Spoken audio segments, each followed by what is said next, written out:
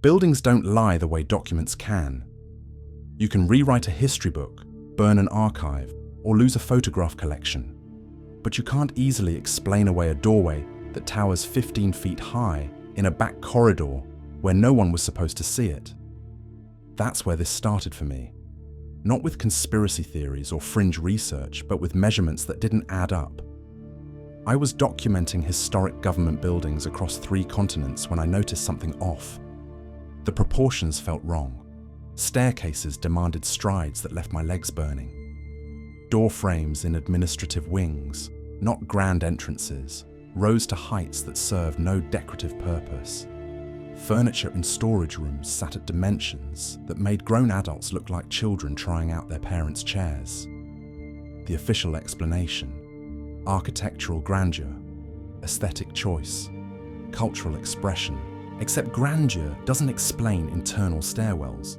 Aesthetics don't justify the added construction costs in utility corridors.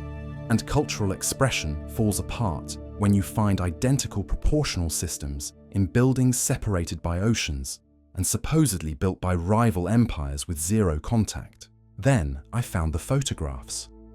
Real photographs from the 1800s, not illustrations or paintings that could be dismissed as artistic exaggeration. Actual glass plate negatives and early paper prints showing people of extraordinary height standing next to individuals of normal stature. The size difference wasn't subtle. We're talking about human beings who stood 8, 9, sometimes 10 feet tall, photographed in formal settings wearing ordinary period clothing, positioned in ways that made it clear this was documentation, not spectacle. The British Museum has some. The Smithsonian acknowledges others exist, but files them under medical curiosities without further examination. French provincial archives contain cabinet cards showing impossibly tall individuals in military uniforms. Russian imperial collections reference persons of unusual stature employed in ceremonial capacities. Every major institution follows the same pattern. Catalogue, classify, ignore. Never investigate why there were so many. Never ask where they went. What struck me wasn't just that these photographs existed, it was how ordinary they seemed. These weren't circus advertisements. The images showed no promotional text, no showman's flourish, no indication that exceptional height was the point of the photograph. They were formal portraits, work documentation, family pictures, the kind of images people commissioned to mark important occasions or document employment. The giants appeared as normal members of society, which suggested that at the time, they were. Contemporary written accounts support this. Newspaper articles from the 1860s through 1890s describe these individuals not as medical oddities, but as guards, foremen, overseers of construction projects, administrators in government buildings. They held positions of authority. They worked. They lived. They existed in sufficient numbers to appear regularly in photographic records across multiple continents during a narrow window of time. Then they disappeared, not gradually through declining birth rates or documented disease. They simply stopped appearing in photographs after the turn of the 20th century. The historical record treats their absence the same way it treats their presence, with complete silence about the transition. You know what else disappeared during that same narrow window? Tartaria. Pull up maps from the 1700s. You'll find it labelled clearly across northern Asia, a vast territory stretching from the Caspian Sea to the Pacific, marked with the same cartographic confidence as any European nation. It appears in encyclopedias. It shows up in historical atlases. Early geographic texts reference it casually, the way they'd mention Spain or the Ottoman Empire. By the mid-1800s, it's gone, not conquered in any documented war, not renamed through recorded treaty, erased.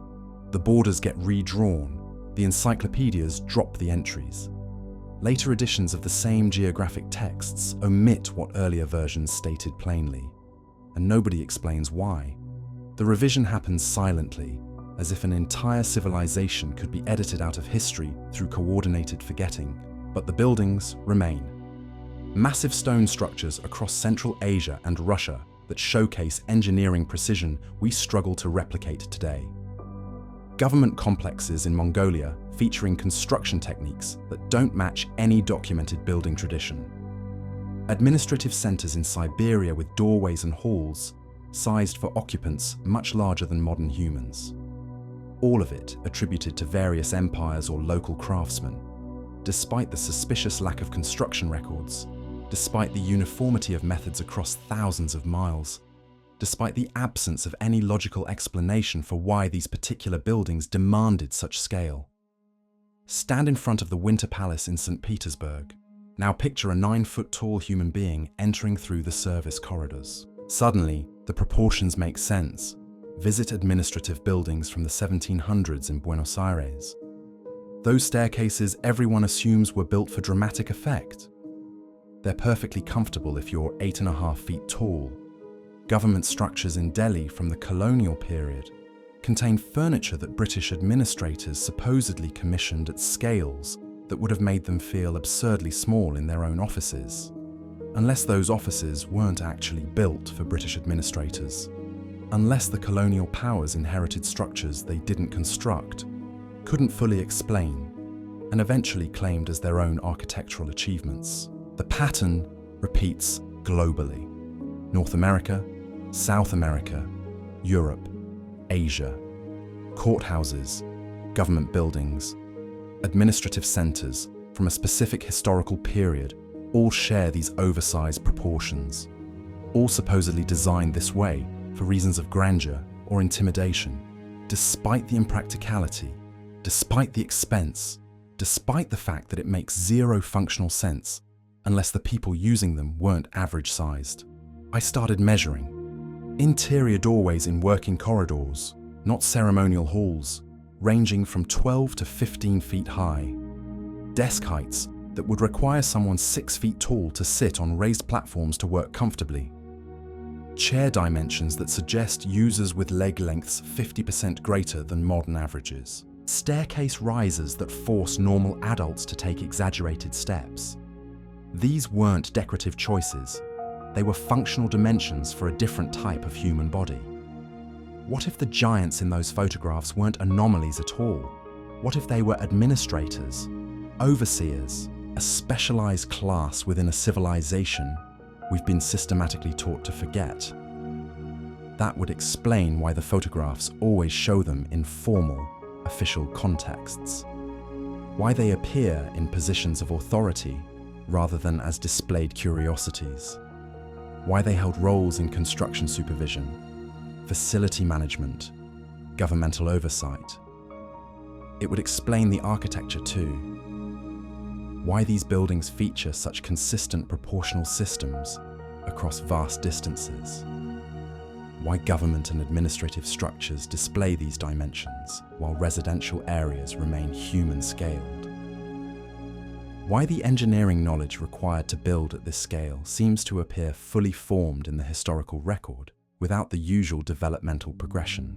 The photographic evidence alone should have triggered investigations. Multiple images from independent sources across different continents, all showing the same phenomenon during the same narrow time frame. Instead, institutions acknowledged the photographs existed, filed them away, and moved on. Museums don't display them. Academic papers don't analyze them. Historical societies don't question why hundreds of images showing the same impossible thing all date from the same 50-year period, then abruptly stop. The same institutional silence surrounds the skeletal evidence. Throughout the 1800s and early 1900s, newspapers across America regularly reported discoveries of giant human skeletons. Not tabloid sensationalism, mainstream coverage. The New York Times in 1885 described a 7-foot skeleton found in a Michigan mound. The San Diego Union in 1895 reported bones of extraordinary size discovered during railroad excavation. The Middletown Signal in 1899 documented giant remains uncovered in Ohio. These weren't isolated incidents. They were systematic findings described in matter-of-fact language, often accompanied by details about organized burial sites and sophisticated artifacts. The accounts mention skeletons measuring 7 to 12 feet in length, frequently found with evidence of advanced metalworking and construction knowledge. Then, after 1920, the reports stop cold. Discoveries that were front-page news simply cease appearing in print. Many of those skeletal remains were supposedly sent to the Smithsonian Institution for study and preservation. The Smithsonian now claims no such specimens exist in their collections. Lost during routine transfers, they say. Misplaced. Hundreds of documented discoveries, all vanished without proper records of what happened to them. Discoveries peak in the late 1800s, the exact period when giant photographs appear most frequently, and when Tartaria disappears from cartographic records. Then everything stops simultaneously. The photographs stop, the newspaper reports stop, the maps change, the encyclopedias rewrite themselves, as if someone decided certain questions were no longer acceptable in public discourse. You're probably thinking, this sounds impossible, that such a coordinated erasure would require conspiracy on a scale too vast to maintain. But what if it wasn't active conspiracy? What if it was passive suppression? Institutions deciding certain evidence doesn't fit approved narratives. Museums choosing not to display photographs that raise uncomfortable questions. Academic departments declining to investigate architectural anomalies because the implications challenge established timelines. Individual choices at bureaucratic levels, each one reasonable in isolation, adding up to systematic erasure. That's how you delete a civilization from memory. Not through dramatic cover-ups, but through thousands of small decisions about what deserves study and what can be safely ignored. About which evidence supports the preferred story and which evidence creates problems. About which questions advance careers and which questions mark you as unserious. The buildings still stand though. The photographs still exist in archives. The newspaper accounts are still accessible if you know where to look. The evidence persists, scattered and ignored, waiting for someone to connect what everyone else has agreed to keep separate. And once you see the connections, the questions become unavoidable. Why did humans of exceptional size exist in such numbers during a specific historical period? Why were they documented so casually at the time, then systematically forgotten? Why does architecture from that same period accommodate their proportions perfectly? Why do all these elements cluster in regions and timeframes that coincide exactly with Tartaria's removal from official records? The standard explanations collapse under examination. These weren't random genetic anomalies. The numbers are too large. These weren't circus performers. The photographic contexts are too formal and official. These weren't mistakes in measurement or documentation. The pattern repeats too consistently across too many independent sources. Something else was here. Something organized. Something that employed individuals of extraordinary size in positions of authority and built architecture to accommodate them. Something that got written out of history with suspicious thoroughness right around the time our modern historical narrative was being established. I started pulling furniture records from estate sales across 3 continents. What I found wasn't subtle. Chairs with seat heights reaching 34 inches from the floor when standard seating measures 18. Desks requiring a standing reach of 7 feet just to access the writing surface. Beds measuring 9 feet in length, dismissed by auction houses as custom pieces for wealthy eccentrics who apparently enjoyed sleeping diagonally. But here's what breaks that explanation. These weren't one-offs commissioned by individual collectors. They appeared in government offices, administrative buildings, courthouses, places where functionality matters more than aesthetics, where bureaucrats needed to actually work, not pose for portraits. Walk into any restored 19th century municipal building and pay attention to the furniture that somehow survived. The judge's bench towers above the courtroom at heights that make no ergonomic sense for average humans. The clerk's desk sits at a level that would leave a normal person's shoulders hunched, their writing angle completely wrong. Museum curators call this Victorian grandeur. as if an entire era decided to make everyday objects unusable in pursuit of impressive appearances. That's not how design works. Form follows function, especially in working environments where people spend 8 hours daily. Unless the people using these spaces weren't working at our scale. The tools tell an even stranger story. I'm not talking about ceremonial objects or decorative pieces meant to hang on walls. I'm talking about wrenches showing genuine wear patterns, the kind of erosion that comes from years of actual use. Metal tools measuring 5 feet in length, weighing close to 200 pounds, designed for grip spans that would require hands twice the size of ours. They keep appearing in demolition sites when old factories get torn down, in barn cleanouts across rural Europe, in storage facilities nobody's opened since the 1800s. Industrial museums categorize them as specialized equipment without ever explaining what industrial process would require such massive implements. What machinery demands a wrench that heavy? What construction technique needs tools operated by someone with 3 times normal human strength? The standard answer avoids the question entirely by calling them curiosities and moving them to storage. I traced one particular wrench through auction records. It sold in Paris in 1923, described as industrial antique of unknown origin. Sold again in 1956 in London, now labelled as decorative metalwork. By 1983, when it appeared in a New York estate sale, the catalogue called it abstract sculpture.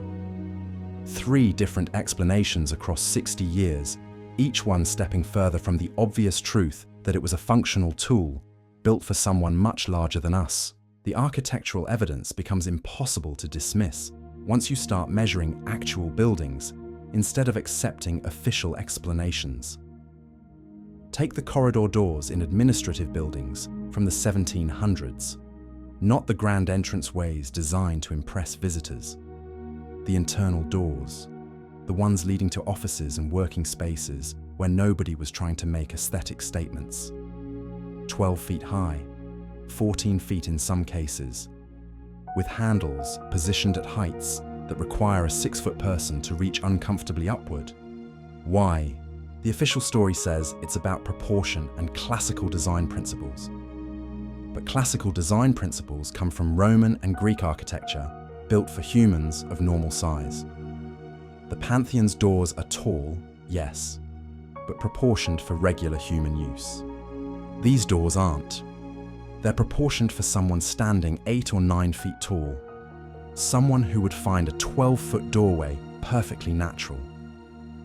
St. Petersburg's administrative complex, built in the 1730s, features back hallway doors measuring 13 feet. These aren't public spaces.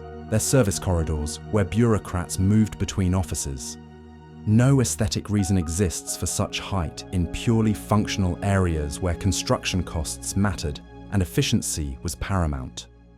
Unless the bureaucrats using those corridors weren't our size.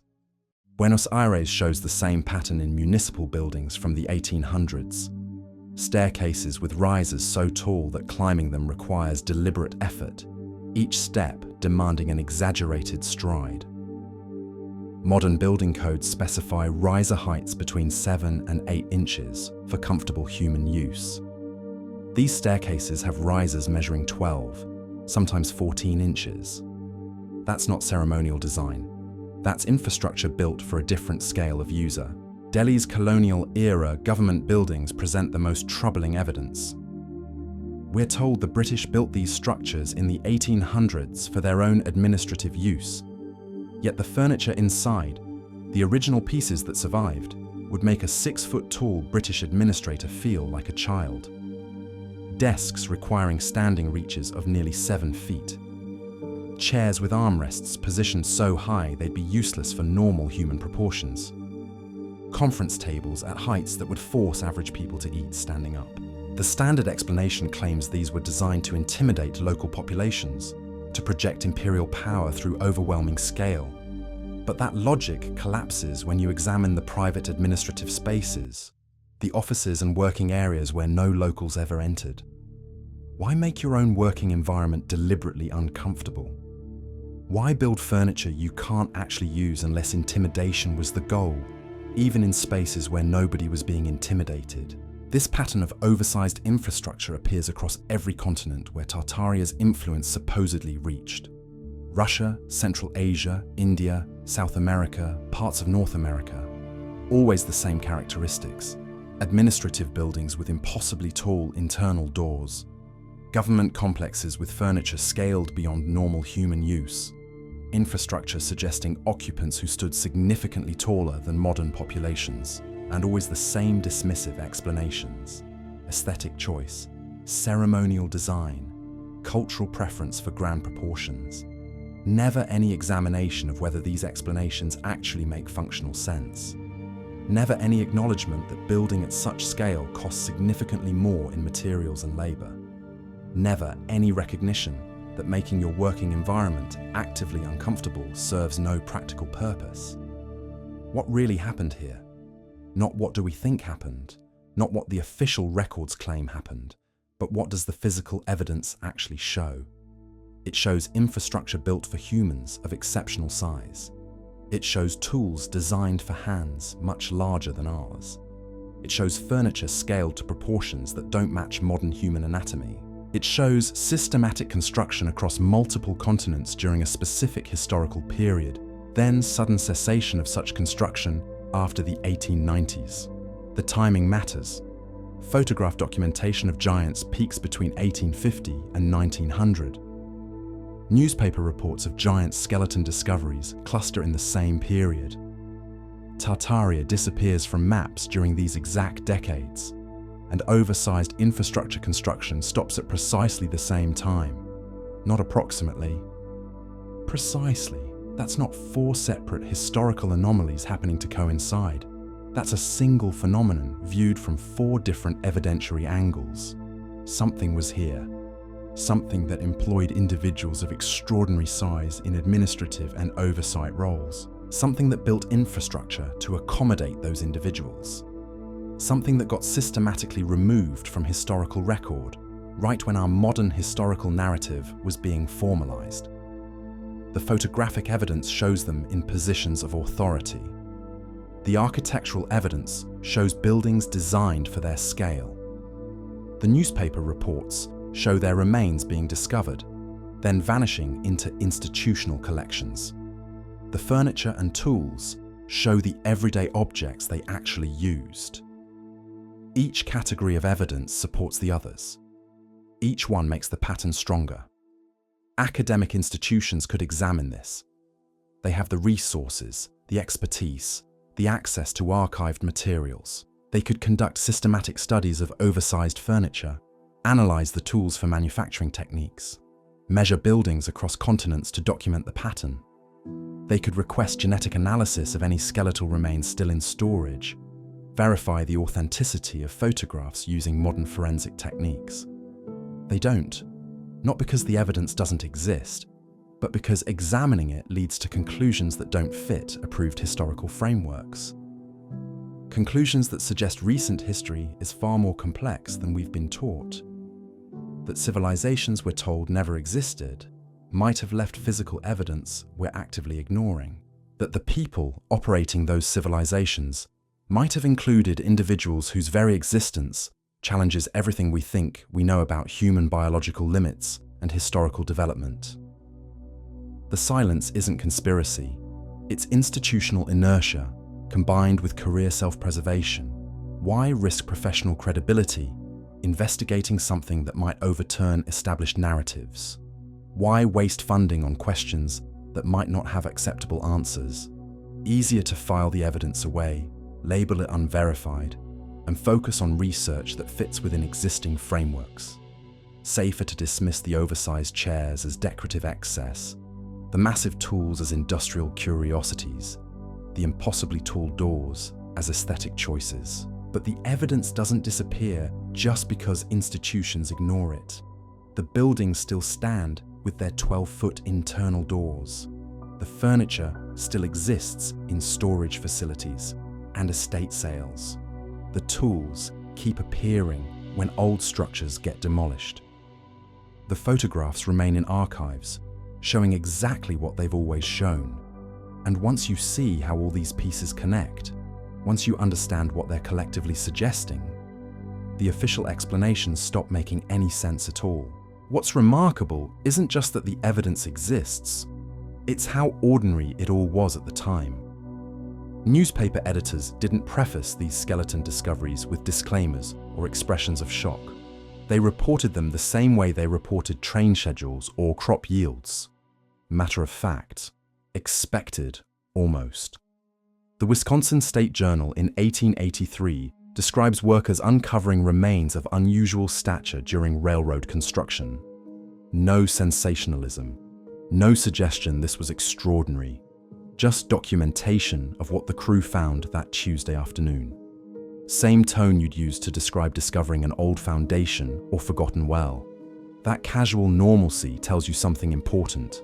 These discoveries were common enough that they didn't warrant special treatment. Common enough that readers wouldn't question the report or demand additional verification. Try that today. Try publishing a report about finding 10-foot skeletons and presenting it as routine news. The response would be immediate skepticism, demands for evidence, accusations of fabrication. But in 1883, they printed it alongside commodity prices and local election results. What changed? Not the evidence, the framework for interpreting evidence. Somewhere between those casual newspaper reports and our modern instant dismissal, someone decided what was acceptable to find and what wasn't. What fit the approved historical narrative and what needed to be explained away. The Smithsonian's role in this shift deserves closer examination.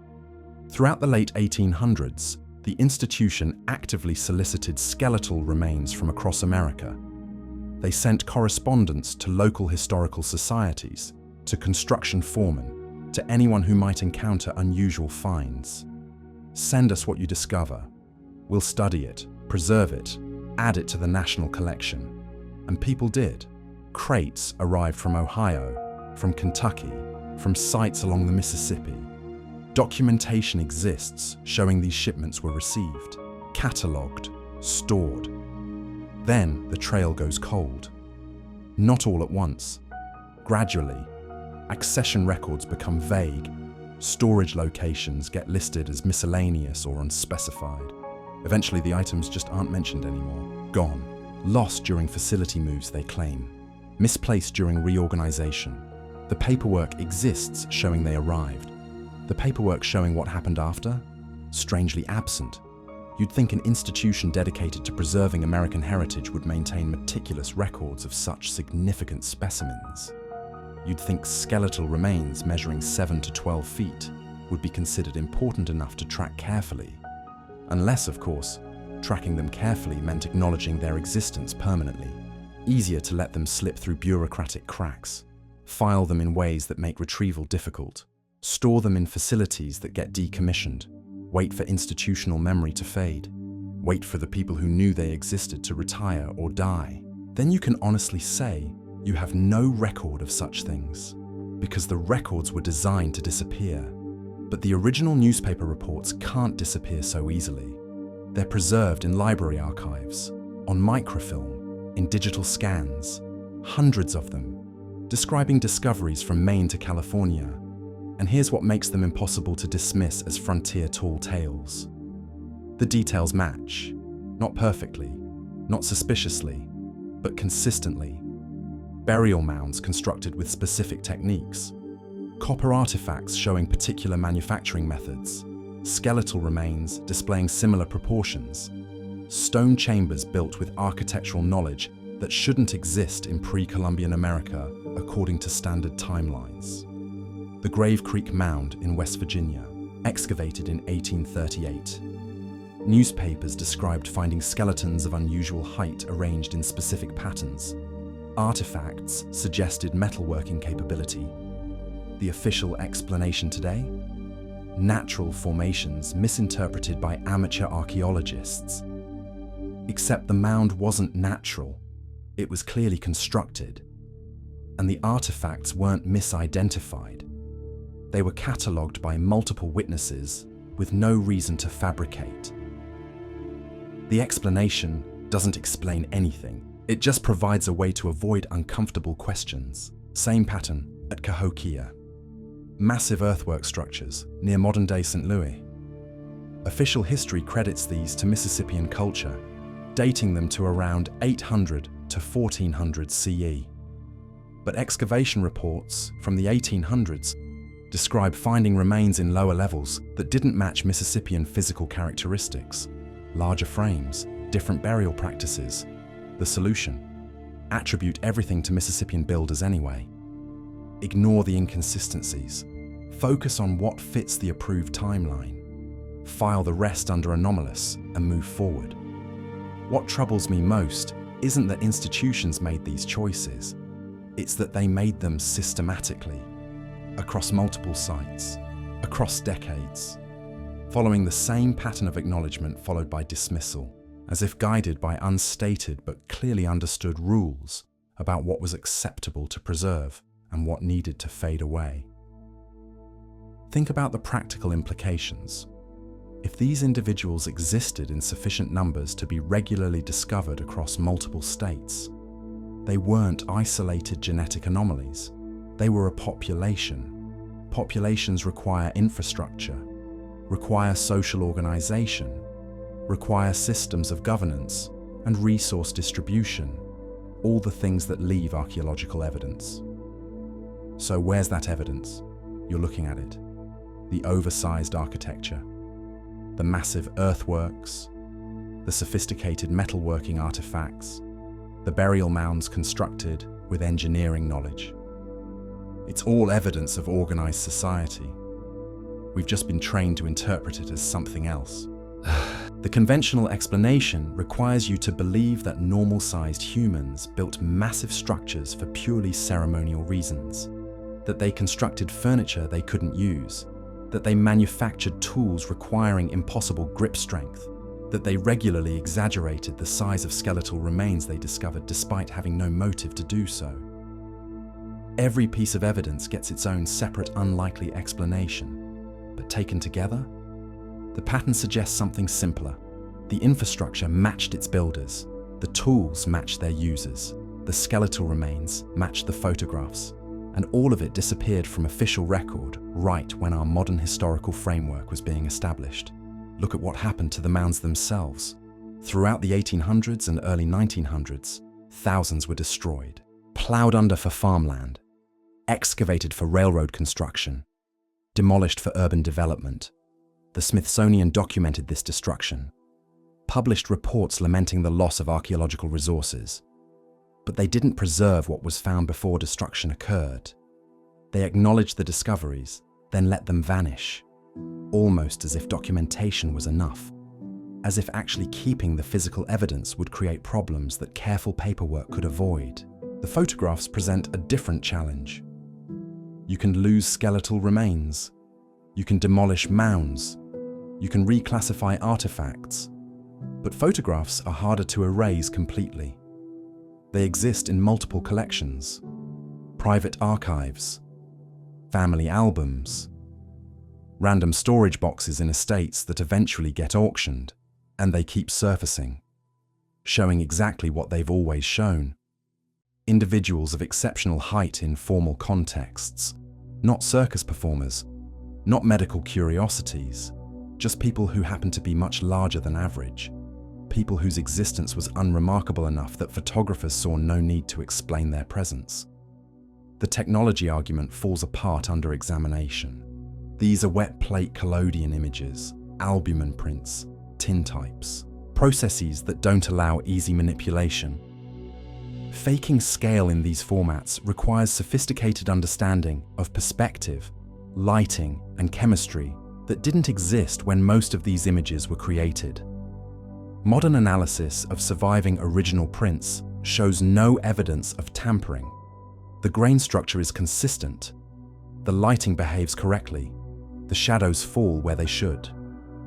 These are legitimate photographs of actual people, people who were genuinely that tall, which means the question isn't whether they existed, it's what happened to them. and why we've collectively agreed to pretend they never were here at all. Consider the timing of their disappearance, not gradual decline over centuries, not slow integration into normal populations through interbreeding, sudden absence. The photographs from the 1850s through 1890s show them regularly. They're nothing. No transitional period where they become rarer. No documentation of declining birth rates or increased mortality. They're simply gone from the visual record by 1900. What happens to an entire subset of humanity in less than 50 years? War doesn't explain it. No conflict in that period targeted individuals by height. Disease doesn't fit the pattern. Epidemics affect populations indiscriminately. Even conditions that might disproportionately impact larger individuals wouldn't eliminate them completely within a single generation.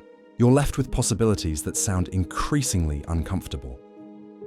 Deliberate removal, systematic relocation, forced isolation from photographable society, or something we don't have vocabulary for because it sits outside conventional historical frameworks entirely. The burial evidence offers clues. Those organized mound sites weren't random. They showed planning, social structure, ceremonial practices suggesting these individuals held specific roles within larger communities. When you find 8 skeletons arranged carefully in an engineered vault, you're looking at intentional preservation. Someone wanted these remains protected, wanted them to endure. But protected from what? Natural decay, obviously, but perhaps from something else. From discovery by those who would destroy rather than study. From exposure during whatever transition was occurring in the mid to late 1800s. From becoming evidence of a past that new power structures needed to obscure. The architectural evidence suggests these weren't scattered hermits living on society's margins. The buildings that accommodate their scale appear in administrative centers, government complexes, courthouses, places of authority and oversight.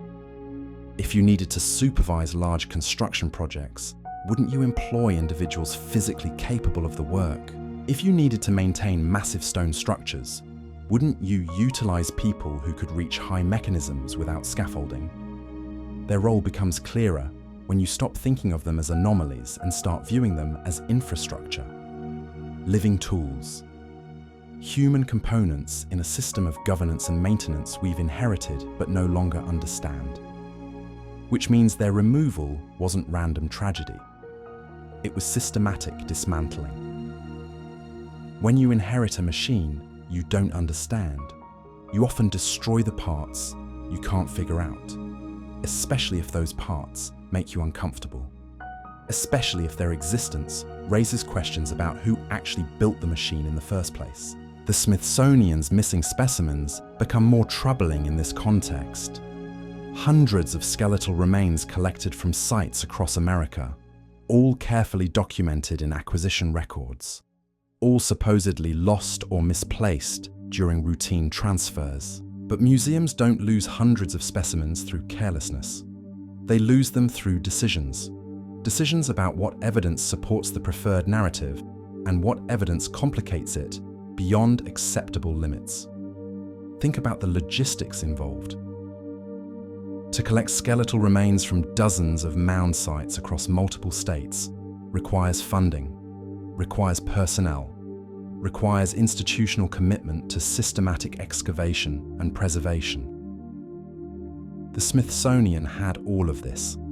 They documented their acquisitions, created records that still exist in fragmentary form. Then those specimens vanish, not destroyed in fires, not damaged by floods, just gone, transferred to storage facilities that have no record of receiving them, catalogued in systems that no longer list them, mentioned in correspondence that trails off into administrative silence.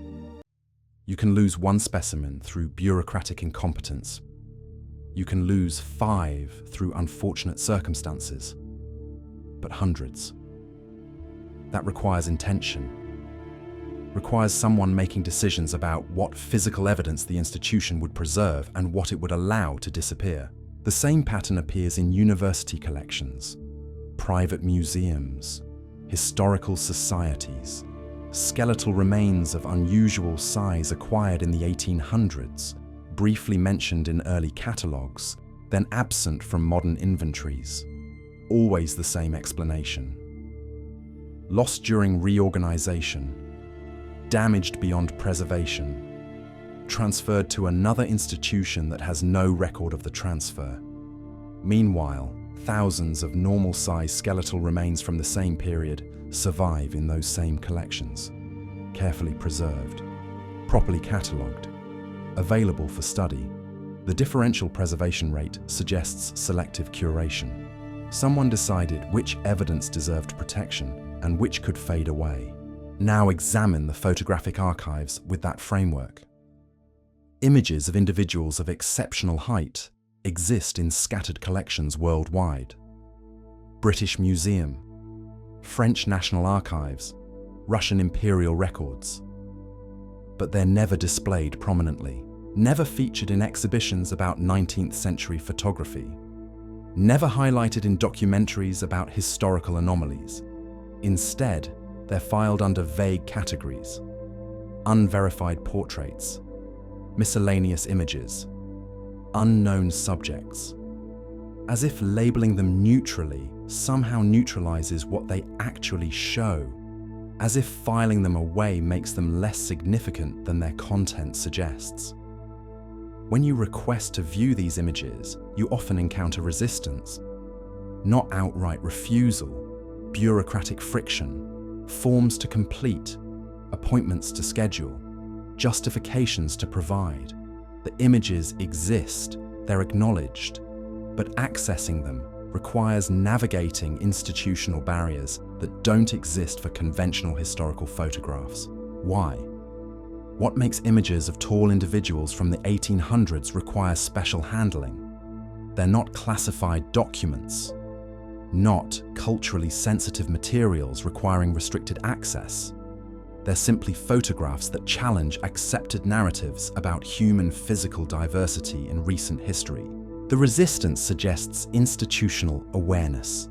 These archives know what the images show, know what questions they raise, and they've developed protocols, conscious or unconscious, that minimize exposure without outright suppression, make them available enough to avoid accusations of hiding evidence, but difficult enough to access that few researchers bother. Watch what happens when these images surface in public forums, online discussions, social media posts, documentary footage. The response is immediate and coordinated. Debunking articles appear. Fact-checkers declare them manipulated. Explanations emerge about perspective tricks and photographic illusions, all without examining the actual physical prints, all without consulting the original archives. The debunking follows predictable patterns. Claims that early photography allowed easy manipulation, despite technical evidence to the contrary. Assertions that these were circus performers, despite the formal contexts shown. Suggestions that the images show normal-sized people made to appear large through forced perspective, despite the consistent proportions across multiple photographs from different sources. Each explanation sounds plausible in isolation, but they can't all be correct simultaneously. Either early photography allowed manipulation, or these were circus performers, or they utilized perspective tricks. You can't invoke all three explanations for the same set of images and expect them to hold together coherently. The contradictory debunking reveals its purpose, not to accurately explain the images, to provide enough alternative explanations that viewers dismiss the evidence without examining it closely, to create doubt without requiring proof, to make the photographs seem unreliable without demonstrating actual manipulation. Standard historical methodology would approach this differently. Examine the original prints, test the emulsion, analyze the perspective geometry, interview descendants of photographers if possible, consult period documentation about photographic practices, build a case based on physical evidence rather than speculation. That investigation hasn't happened. Not systematically, not with institutional backing. because institutions already know what they'd find. And what they'd find would require rewriting sections of established history, would require acknowledging that human physical diversity in the 19th century exceeded current models, would require explaining why that diversity disappeared so completely and so quickly. The burial mounds present similar challenges. Thousands remain unexplored, protected by heritage laws that prevent excavation. Those laws serve legitimate purposes, protecting sites from looters and preserving them for future study. But they also ensure certain questions remain unanswered. Certain evidence remains buried. Certain possibilities remain theoretical rather than proven. When excavations do occur, they follow strict protocols, approved researchers, supervised methodology, careful documentation, all reasonable safeguards. But those protocols also control who gets to see the evidence first, who gets to interpret findings before public disclosure, who decides what's significant enough to report and what can be quietly filed away. Modern archaeology has learned from past mistakes, no longer plunders sites for museum collections, no longer treats indigenous remains as mere specimens. But in correcting those problems, it's created new ones. Systems that prevent independent verification, processes that centralize control over evidence, frameworks that make certain questions harder to ask without appearing to disrespect contemporary concerns. The result is that evidence, which might prove the existence of a distinct population in recent American history, remains inaccessible, not destroyed, not denied, simply kept beyond reach of researchers who might draw uncomfortable conclusions from it. Protected by procedures that sound reasonable but function as barriers to inquiry, you're left with fragments, newspaper accounts that can't be verified against physical specimens, photographs that exist but remain difficult to examine in original form, architectural features that survive but are explained away, mounds that remain unexcavated, tools and furniture that are catalogued but not analysed for their implications about user size.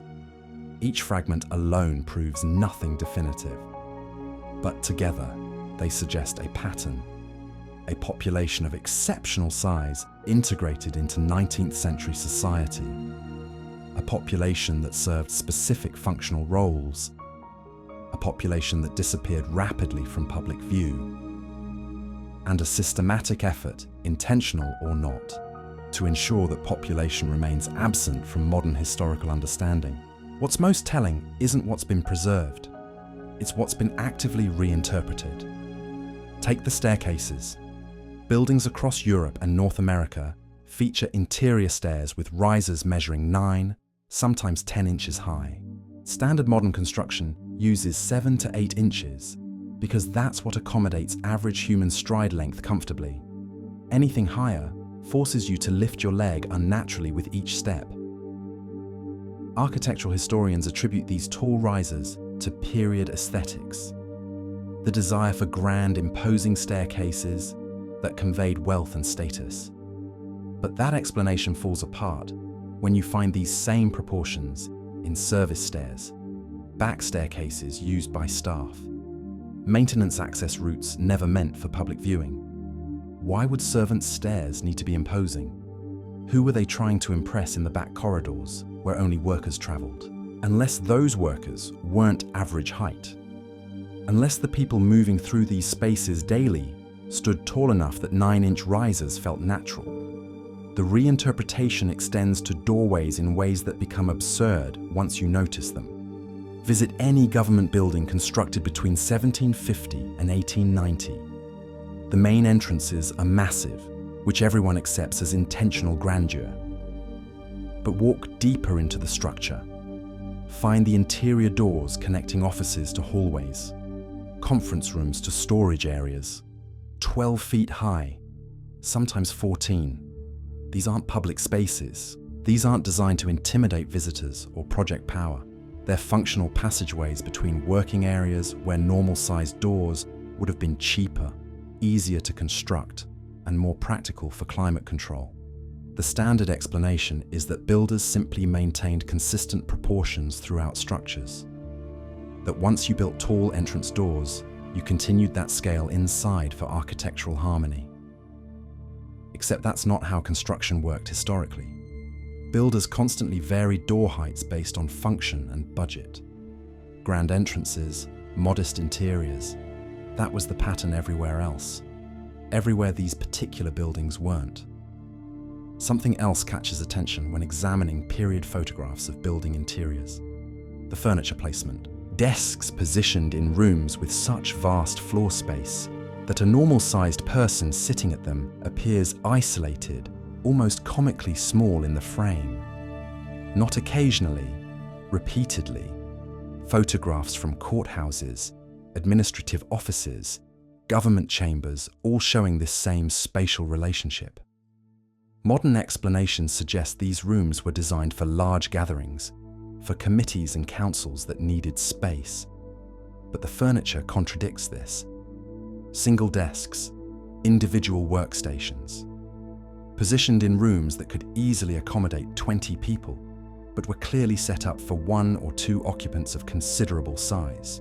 You'll find similar oddities in residential architecture, though less frequently. Estate homes built for wealthy families in the 1800s occasionally feature rooms with the same disproportionate scale. Bedrooms where the bed itself, clearly custom-built, sits in a space that dwarfs it. Dining rooms with tables and chairs that make adult visitors feel undersized.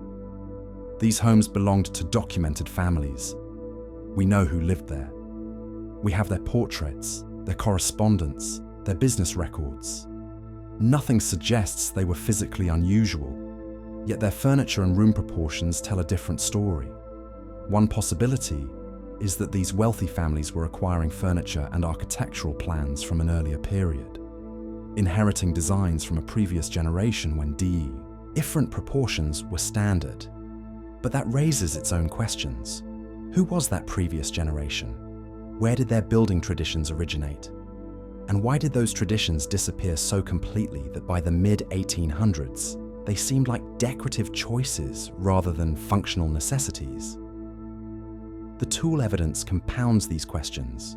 Museums and private collections contain wrenches, hammers, and implements scaled beyond practical use for average humans. A wrench measuring 5 feet long isn't decorative. It's not ceremonial. The wear patterns, the grip marks, the metal stress visible on close examination all indicate regular use. But operating such a tool requires hand size and grip strength far exceeding normal human capacity. The standard classification is industrial equipment, implying these tools were used with mechanical assistance, levers or pulleys that amplified human strength.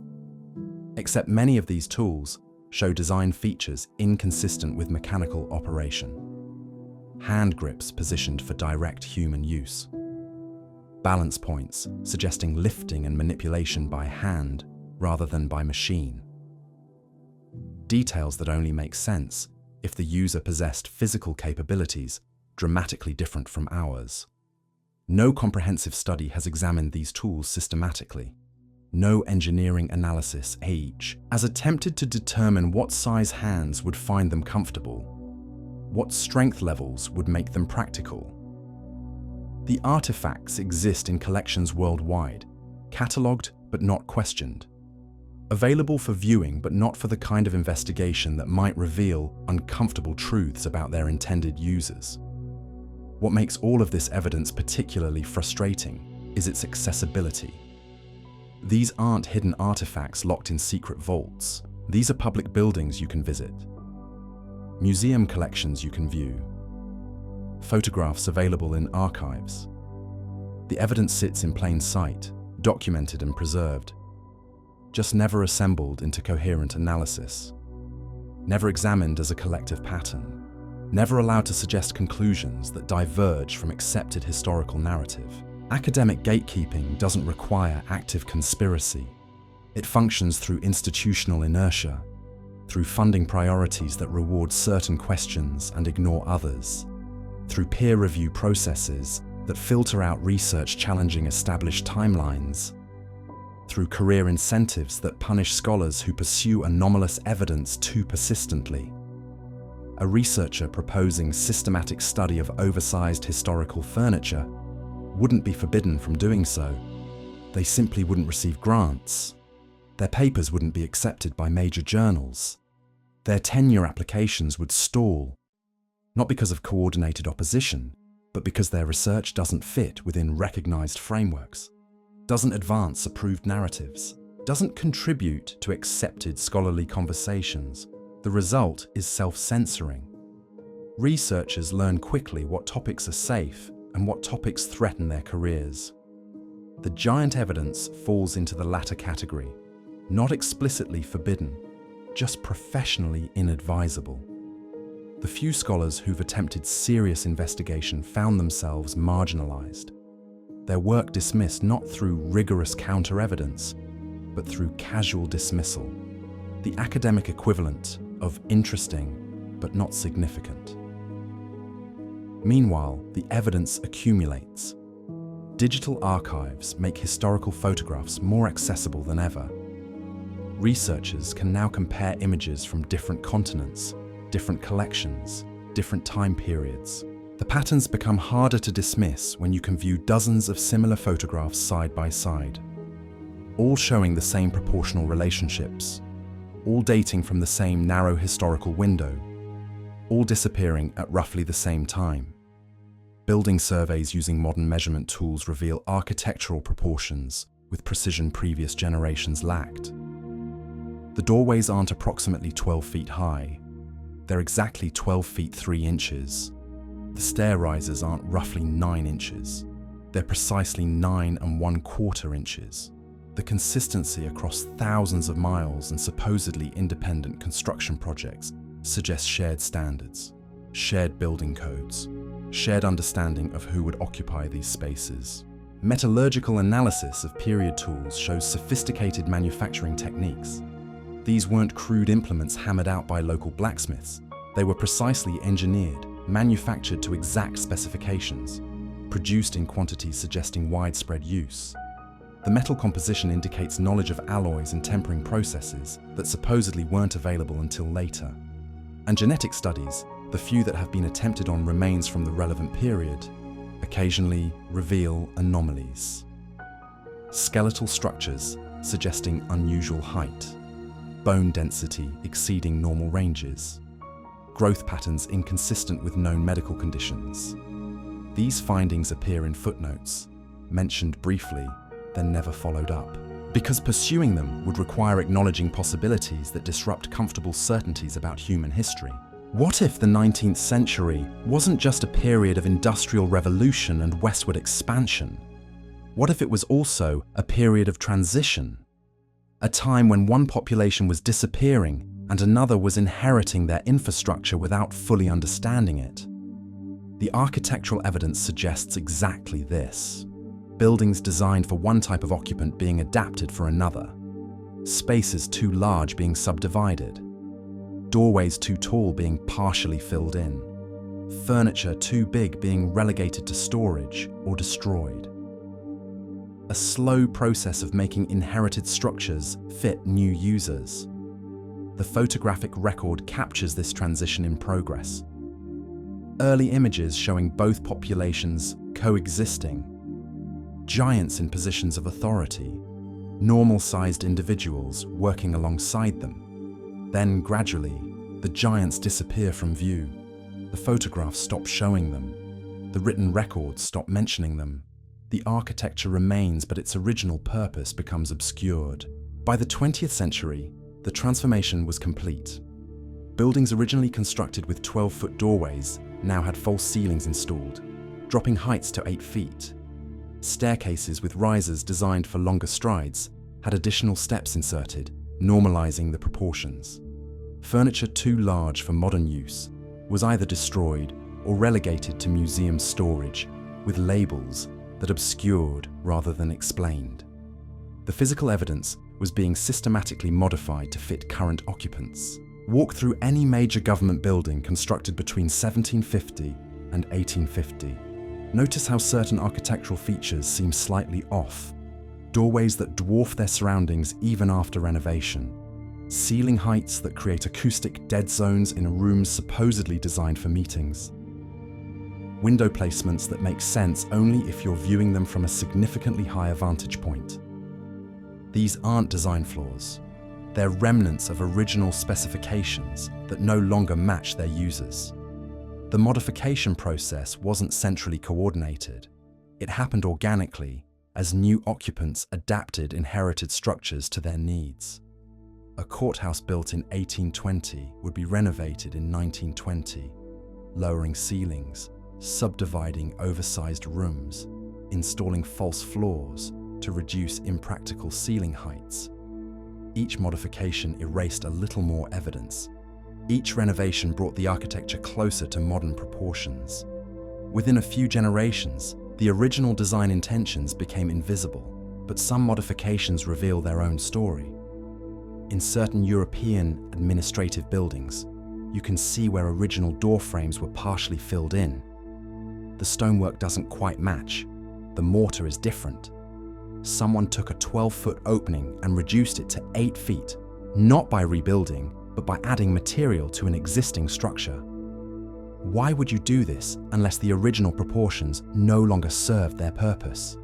The same pattern appears in staircase renovations. Additional risers inserted between original steps, creating uneven spacing that professional architects would never intentionally design. The modifications betray their purpose. These weren't improvements. They were adaptations, attempts to make inherited architecture functional for a different population. Some buildings resisted modification entirely. Their scale was too grand, their construction too solid, their original proportions too fundamental to the structural integrity. These became museums or government showpieces, their impractical dimensions explained away as expressions of power or wealth. But stand in one of these unmodified spaces and pay attention to how it feels. The proportions don't celebrate human presence, they diminish it, as if the space was designed for occupants who experience these dimensions differently. The photographic timeline tells the same story from a different angle. Images from the 1850s show both populations coexisting. Giants in formal positions, normal-sized individuals working alongside them. By the 1870s, the giants appear less frequently, often in the background rather than as primary subjects. By the 1890s, they vanished almost entirely from the photographic record. 3 decades, and an entire population category disappears from view. This wasn't genocide. There are no mass graves, no historical accounts of systematic elimination. The disappearance was subtler. Perhaps the giant population was simply aging out, with no new generation to replace them. Perhaps they were relocating to areas less documented by photography. Perhaps they were being deliberately excluded from public documentation as societies decided their presence complicated emerging national narratives. Whatever the mechanism, the result is clear. A population that was common enough to be regularly photographed in the mid-1800s had effectively vanished by 1900. And with them went any living memory of why the architecture was built the way it was. Why doorways reached 12 feet? Why staircases demanded longer strides? Why furniture was scaled beyond modern human proportions? The technological evidence compounds the mystery. Those massive wrenches and tools weren't ceremonial. Wear patterns show extensive use. Metal analysis reveals sophisticated manufacturing. These were working implements, produced in quantities suggesting widespread application. But for what industrial processes? What construction projects required tools that modern humans can barely lift, let alone operate effectively? The standard explanation claims these were specialized tools for specific heavy industrial applications. But that doesn't explain why they appear in such diverse contexts. Found in demolished government buildings, discovered in agricultural estate clearances, uncovered in urban demolition sites with no industrial history. The distribution pattern suggests general use, not specialized application. And the timing matters. These tools appear most frequently in contexts dating from 1750 to 1850. the exact period when the oversized architecture was being constructed. After 1850, tool sizes normalize. By 1900, industrial equipment matches modern human proportions. The transition in tool manufacturing mirrors the transition in architectural design and the disappearance of giants from the photographic record. 3 independent lines of evidence. Photographic documentation showing a population of extraordinary size. Architectural proportions designed for occupants significantly larger than modern humans. Tools and furniture scaled beyond current human capacity, all clustering in the same narrow historical window, all transitioning or disappearing at roughly the same time. The academic response to this convergence has been silence. Not debate, not investigation, silence. When pressed, scholars dismiss each evidence category separately. The photographs are explained as medical anomalies, the architecture as aesthetic excess, the tools as specialized industrial equipment. Each explanation might seem plausible in isolation, but together they require accepting that multiple independent coincidences all happen to align perfectly in the same period. Consider what acceptance would require. Acknowledging that the 19th century wasn't just a period of industrial revolution, but a period of population transition. That we inherited infrastructure we didn't build, from occupants we no longer acknowledge. That our understanding of recent history is incomplete, missing an entire category of human variation that was common enough to be unremarkable to contemporary observers. The implications extend beyond historical curiosity. If architecture from that period was designed for a different population, what else did we inherit without understanding? The buildings weren't just oversized, they incorporated sophisticated ventilation systems we've since covered over, acoustic properties we've accidentally destroyed through renovation, structural load distribution we can measure, but can't fully explain with the engineering knowledge supposedly available when they were built. Modern restoration efforts sometimes discover these hidden sophistications. A courthouse renovation exposes air circulation channels built into the walls, creating natural cooling systems that required no mechanical intervention.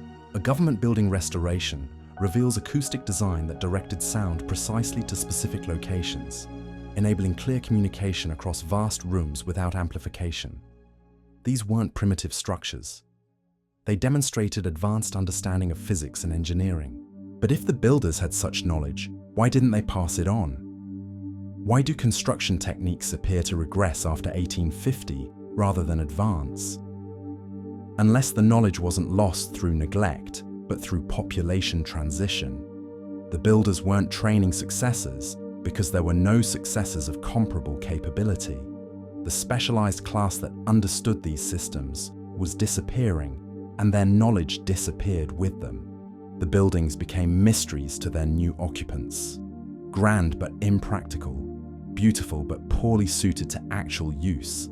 So they were modified, adapted, retrofitted to serve populations they weren't designed for, and in the process, the evidence of original purpose was systematically erased. We're left with fragments, photographs filed away as curiosities, architecture explained through insufficient theories, tools catalogued without understanding their actual function, and a historical narrative that pretends none of this evidence exists, that dismisses questions as inappropriate, that treats curiosity about recent history as somehow threatening. But the evidence remains, waiting in archives, visible in unmodified buildings, preserved in photographs anyone can examine. The pattern is there for those willing to see it. A population category that existed was documented, then systematically disappeared from official memory. Infrastructure designed for occupants we no longer acknowledge. A transition in human history that happened recently enough to leave clear evidence, but long enough ago that direct memory has faded. The buildings remember what we've chosen to forget. The photographs preserve what the textbooks omit, and the questions remain, unanswered but unavoidable. Who were the giants? Where did they go? And what other truths about recent history have we inherited as mysteries? simply because acknowledging them would require rewriting everything we think we know about who built the world we occupy. We stand in buildings that weren't made for us, walk staircases that exhaust our legs, pass through doorways that tower overhead for no reason we can articulate. And we accept the official explanations without examining whether they actually explain anything. The evidence isn't hidden. It's filed in public archives, catalogued in museum basements, visible in the architecture we use daily. The pattern repeats across continents, across decades, across multiple independent lines of inquiry. Photographs showing individuals of impossible height in ordinary contexts. Furniture scaled for bodies much larger than ours. Tools requiring strength we don't possess. Buildings proportioned for occupants who no longer exist. Each piece alone might be dismissed. Together, they form a picture that institutional scholarship refuses to assemble. Not through active conspiracy, but through the quiet decisions about which questions advance careers and which questions threaten them. About which evidence supports approved narratives and which evidence complicates them beyond acceptable limits. The 19th century transition wasn't just industrial revolution, it was inheritance. We received structures we didn't design, built by hands we no longer acknowledge, for purposes we've reinterpreted to fit our own scale and understanding. The modifications tell the truth better than any document. Doorways filled in, ceilings lowered, staircases altered, furniture destroyed or stored away. Each change erasing a little more evidence of who came before. By the 20th century, the transformation was complete enough that we could pretend it never happened, could explain oversized architecture as aesthetic choice rather than functional necessity, could dismiss photographic evidence as medical anomaly rather than documentation of normal variation, could lose hundreds of skeletal specimens without maintaining records of where they went. The giants weren't monsters, weren't myths.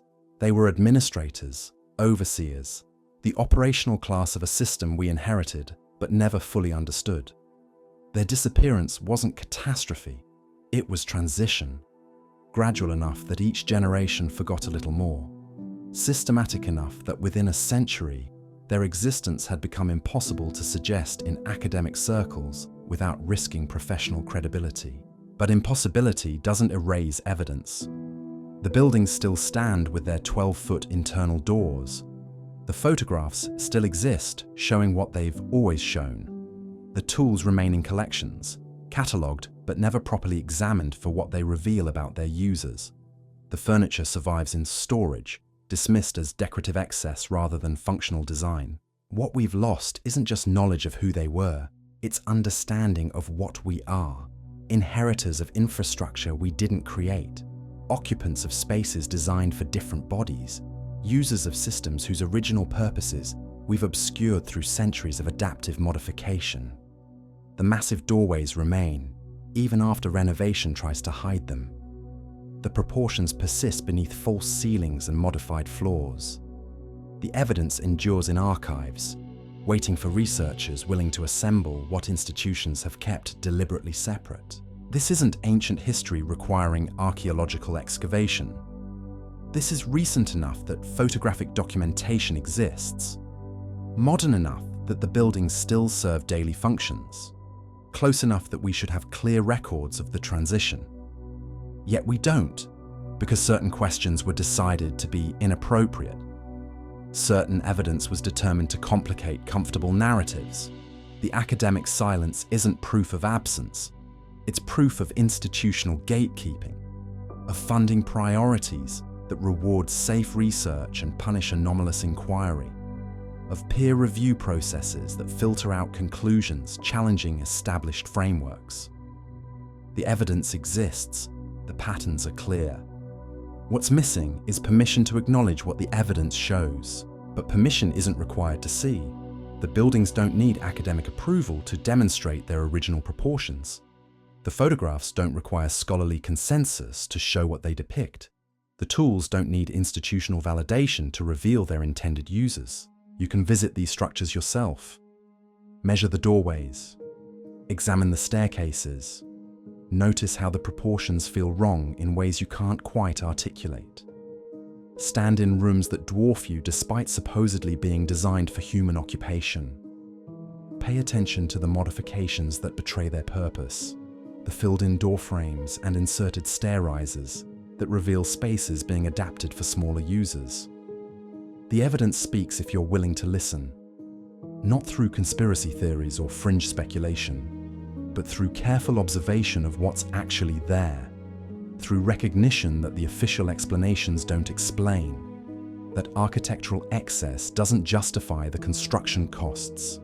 That aesthetic preference doesn't account for the systematic patterns across continents and decades. Something was here, something organized enough to build at continental scale, something that employed individuals of extraordinary size in positions of authority and oversight, something that disappeared from official memory right when our modern historical framework was being formalized. Not through catastrophe, but through transition so gradual that by the time it was complete, we'd forgotten it had happened at all. The buildings remember, the photographs preserve, the evidence persists. What remains is the question nobody's supposed to ask. If this is what we've forgotten about the 19th century, what else have we inherited as mystery that was once understood as simple fact?